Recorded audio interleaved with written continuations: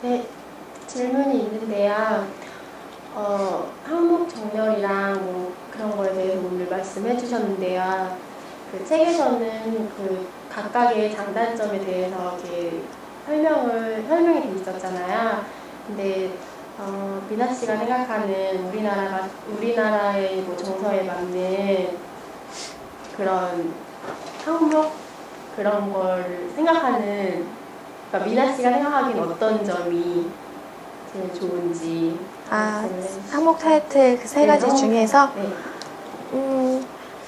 글쎄 그게 어떤 게 더 좋다라고 하기보다 예를 들면 뭐 하하야를 생각을 해볼게요. 만약에 하하야에 사람들이 회원가입을 한다고 생각을 하면 이전에 자료가 있긴 할 것 같은데 만약에 회원가입을 하는 폼이라면 상향정렬을 저는 유도하고 싶어요.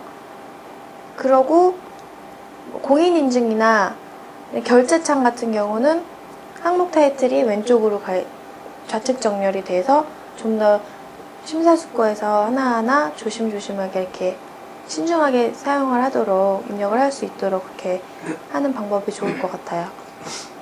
그렇지 않고 뭐 그냥 커뮤니티 사이트라고 하면 그렇게 신중하게 골라야 할 필요는 없을 것 같거든요. 그래서 그런 부분에 대해서는 또 주소나 이런 거 물어볼 때는 우측 정렬을 해서 빨리빨리 대답해서 넘어갈 수 있도록, 그래야지 사람들이 입력하는 그 과정에서 빨리 쉽게 완료창으로 갈 수 있을 것 같은 생각이 드네요. 네. 다른 분은 예.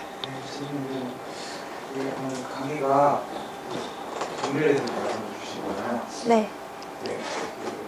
그 부분에 있어서 장단점도 되게 뚜렷하고 기본적으로 어떤 거 써야지 되게 명확한 것 같아요. 근데 저희가 그러면 이걸 사용을 할 때 창의성을 살려야 부분이 있다고 생각했었죠. 그게 어떤 항목 정렬 부분에서 말씀하시는 거죠? 창의적으로요? 여기선 이제 거의 기본적이거나 뭐 법칙이라고 할 것까지는 없지만 그래도 기본 그런 것들 있잖아요. 그런 걸 얘기한 것 같고요.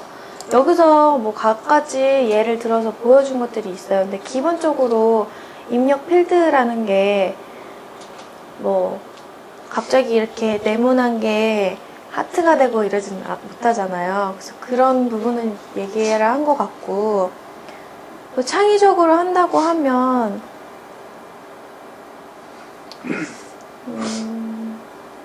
색상이나 뭐 가독성이 좋은 그런 폰트나 이런 걸로 디자인을 좀 줄 수 있을 것 같아요. 구조적인 그런 디자인 같은 경우는 뭐 구분을 주는 거에서 디자인을 좀 줄 수도 있겠고, 근데 창의적으로 한다 그래서 이게 너무 많이 틀어진다면 이 책에서도 나오는데 디자인적인 부분에 너무 신경을 쓰다 보면은 사람들이 오히려 혼란스러워서 입력 이 실행 버튼까지 가기가 힘들다라고 하는 게 있거든요. 그래서 너무 많은 디자인적인 요소를 생각한다기보다 이런 기본기라고 하죠. 이런 것들을 이렇게 탄탄하게 해놓고 그 안에서 디자인적인 부분, 작은 부분들을 이렇게 하는 게 좋을 것 같아요. 모양이 갑자기 대부분 지금 일반적으로 이런 모양을 사용을 하고 있는 거잖아요. 라디오 버튼 같은 경우는 이렇게 동그라미를 사용하는 거고, 체크박스는 네모를 사용하고 있는데 갑자기 모양이 바뀐다던가 너무 창의적인 그런 모양이 나오면 사람들이 그 인식을 하지가 못한대요. 새로 어떤 교육을 받아야 하는 그런 부분인 거잖아요. 그래서 사람들이 헷갈려 한다고 하거든요. 그래서 그런 부분들을 유념해 두고 해야 될 것 같아요. 대답이 되었나요? 정렬 방식 이런 거 있어서 특별히 창의적인 건 안 좋은 방식이다 그런 말씀이시죠? 정렬 방식에 있어서는 이거 말고 다른 창의적인 방법이 있을까요? 이쪽 오른쪽으로 가는 방법? 예를 들어 우측 정렬이랑 좌측 정렬 아니면 이제 수직 네. 그런 것들이 어떤 경우에 쓰는지가 사실 이제 수직의 단점이 있고 쉽게 신속하게 쓰는 그러니까 이런 법칙들을 를 반드시 지켜서 그렇게만 해야 되는 건지 이제 그런 것들은 어려워서 창의성을 가르치는 부분이 있는 건지 어떻게 보세요? 글쎄 그런 이 규칙들을 필요할 때 그 목적에 맞게 사용을 할 때 가장 이 테스트 결과 가장 만족도나 이런 시간이나 이런 부분들이 좋았던 그런 것들이 장단점이 있었던 거잖아요. 근데 굳이 이렇게 지금 되게 오랫동안 이 입력 필드를 가지고 사람들이 연구를 해왔을 텐데 굳이 다른 데로 해서 한다면 여기서는 그렇지 만족도가 떨어지는 폼 디자인 같은 경우는 사람들이 입력을 하기 전에 그냥 나가버리고 안 쓰고 그냥 사이트를 다시 방문하지 않는데요. 그러니까 이 폼 디자인이 그래서 중요한 건데 일단 처음에 입력 이거를 해야지 회원가입이 되는 거고 그 다음에 또 두 번째 방문, 세 번째 방문 그 다음에 이제 팬이 될 수 있는 거잖아요. 그래서 그 부분에 대해서 이제 얘기를 하자면 이제 기본을 넘어서는 창의력은 좋지 않은 것 같아요. 네. 다른 질문. 네. 질문이 있는데요. 지금 방금 하신 질문하고 어떻게 보면 비슷한 질문일 수가 있는데 약간의 창의성을 발휘해서 예를 들면은 저런 이름 같은 걸 입력하는데 보면 제가 예전에 제 기억은 안 나는데 어떤 외국 사이트였나?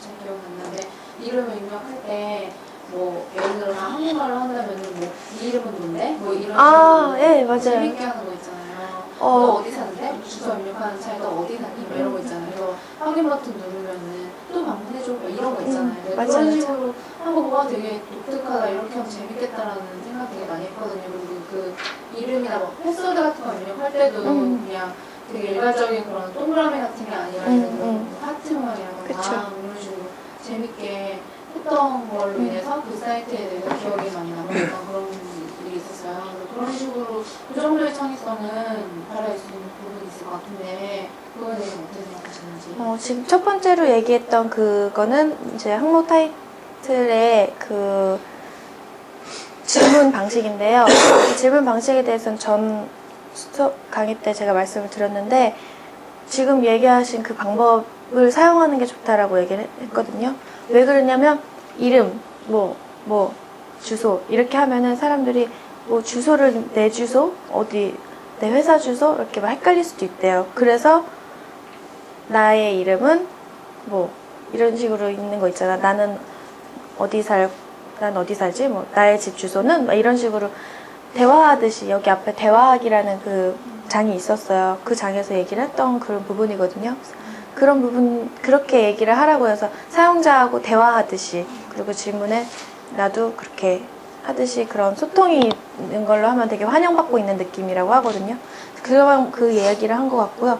그 다음에 두 번째로 그 어포던스 얘기를 한 것 같아요. 그 부분에 대해서는 뭐 작은 그런 변화로 그 정도의 디자인을 바꾸는 거는 괜찮은 것 같아요. 너무 훌륭한 방법인 것 같은데 아예 이 틀 자체를 바꾼다던가 이런 너무 틀 자체를 바꾸는 그런 디자인은 좀 어렵게 만드는 요소가 되지 않을까라는 생각이 드네요. 네. 질문 있으세요? 네, 질문 없으면 마치겠습니다.